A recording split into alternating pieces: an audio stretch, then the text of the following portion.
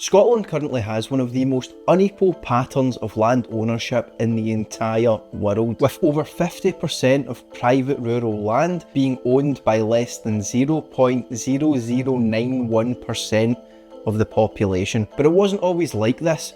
Just over 500 years ago, most of Scotland was still held in common. It was common land. Since then, acts of enclosure, the Highland Clearances and cultural dispossession have all contributed to a system of private ownership that has saw the decimation of habitats, forced evictions and the lack of affordable housing for communities. But if you think that Scottish communities are going to take this without fighting back, then you are sorely mistaken. All over the country, communities are rising up to take back control of their future by taking ownership of land, buildings and forests and running them in the interests of their community. To see this in action, I travelled to Knoydart, one of the best examples of community ownership here in Scotland and a truly special place.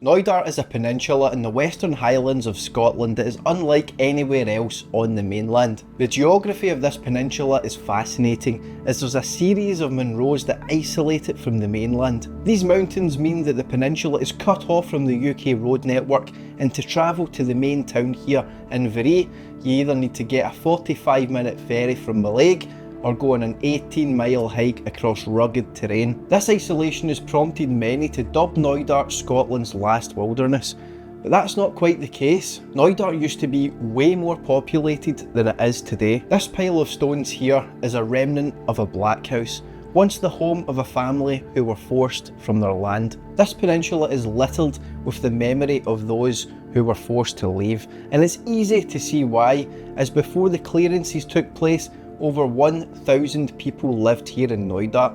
Today, there is a little over 150. Since then, ownership of the peninsula has changed many times, with it most famously ending up in the hands of a Nazi sympathising Tory MP. Operating as an absentee landlord, Lord Brocket only used Knoydart to shoot and fish, while simultaneously opposing the rights of crofters on his land and firing and evicting workers. During the Second World War, his estate was seized by the British government, but was returned to him following the end of the war. Not content with the way Brocket ran his estate and his political ties, returning soldiers furious with this fascist decided that they would start the last land raid in Scotland back in 1948. The Seven Men of Knoydart, as they would come to be known as, evoked the Land Settlement Act, which declared that returning servicemen may take over land which was underused and farm it as their own. Lord Brocket then took the seven men to court, and during the legal action the men agreed to vacate the land during proceedings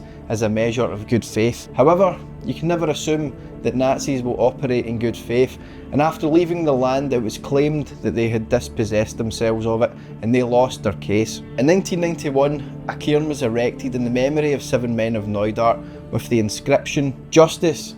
In 1948, near this cairn, the seven men of Knoydart staked claims to secure a place to live and work. For over a century, Highlanders have been forced to use land raids to gain a foothold where their forebears lived. Their struggle should inspire each new generation of Scots to gain such rights by just laws. History will judge harshly the oppressive laws that have led to the virtual extinction of a unique culture from this beautiful place. I think that the seven men of Knoydart, however, would be proud to see how this place has turned out.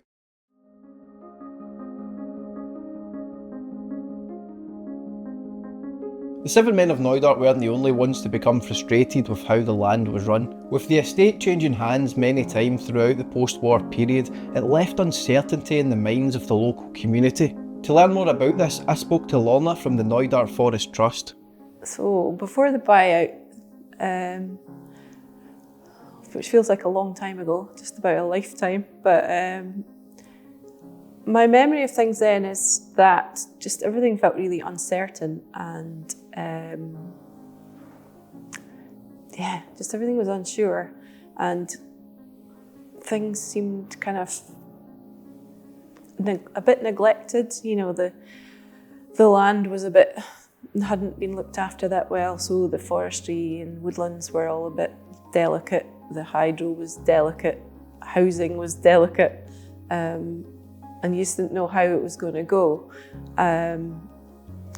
And then leading up to the buyout, when there was the uncertainty about who was the new owner and what were they going to do, what was their intentions, it just you just felt kind of on edge. And I was pregnant at the time, so it was a time when I in my life was looking for some kind of security, and it didn't feel like there was that at all. But at the same time, leading up to the buyout, there was a certain sense of anticipation and hope, kind of, but also still uncertain, because you didn't know what way it was going to go. And some days it would feel like the community buyout was going to happen, and other days it seemed really unlikely. Organising together, however, this uncertainty soon turned to hope as the local community started working together to try and buy over the land for themselves. And in 1999, this finally came to fruition, with the Knoydart Foundation buying over the Knoydart estate.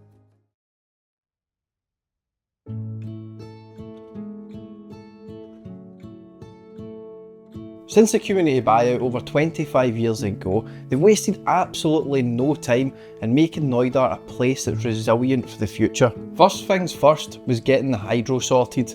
A hydro scheme was installed in the 70s by a previous landowner, and over time it became unreliable and barely functioning. It was eventually transferred to community ownership in 2001, and since then the community have set up Knoydart Renewables to improve the hydro so that they can now operate their own microgrid and support the local community's electricity needs. With the lights on, it was time to turn their attention to the housing crisis. Making use of the Rural Housing Burden Scheme, they've steadily been building affordable housing for the local community here. Rather than selling off the land, they've been selling plots to locals at a reduced price so that they can focus their money on building homes. And if the people decide to sell these homes, the local community now have the right to first refusal, and if they don't want to buy it back, they are still involved in the selling process to ensure that housing prices aren't jacked up. This keeps the housing in the local community and at an affordable price. With housing being worked on, the local community also began to focus on the wider environment.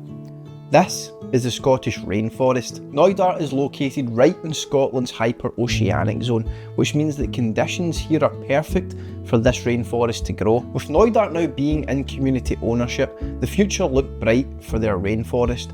However, one of the biggest threats to Scottish rainforest is an invasive species called Rhododendron ponticum, which suffocates the woodland slowly and takes over. Once rhododendron gains a foothold, it is notoriously difficult to remove, as each plant can spread up to 1 million seeds per year. Unfortunately, this plant was present here, and tackling roadies was a priority for the community. After years of effort, they finally managed to eradicate this plant. Another huge impact on the rainforest here is the overpopulation of deer, with high numbers ensuring that there's very little natural regeneration and only a few patches of rainforest remaining. Yeah, well, I guess one of the most significant things is making sure the fence around the village was secure, because I think the term is porous, so the deer would come and go, and yeah, you would have them outside in the street,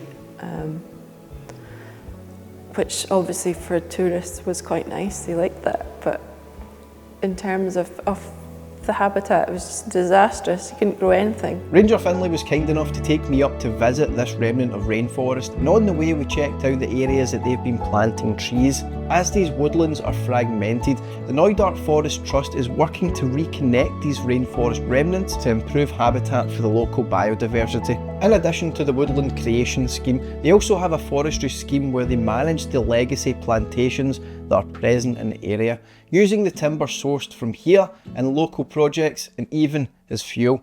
Another project the community is undertaking here was the rebuilding of the village hall, which is now doubled in size and serves as the heart of Inveree. One detail I particularly love about this refurb is that the new hall walls are made with the flooring of the old hall, which keeps part of the space that the community organised their buyout in here in the present. And who could forget the old forge? This pub is the most remote pub on mainland Britain, and people travel from all around the world to visit here.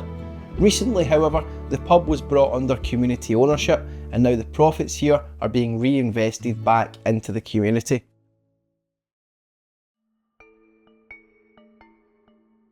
Throughout the past 25 years, the community here have worked to offset the worst impacts of the current system that we live under. From ecological devastation to a housing crisis, the people of Knoydart have risen to the challenge and shown that not only are these issues manageable, but that they can be tackled by communities themselves. They stand as a beacon of light in worrying times, leading the way in community ownership and providing inspiration to many. Knoydart really does show that autonomous communities are beautiful. These videos wouldn't be possible without those who support the channel. You can support the channel for free by liking this video, sharing it, subscribing, and also if you feel like helping out with the finances of creating videos like this, then you can join the Patreon, or you can even just buy me a coffee in the description below. Thank you so much for watching. Catch us after.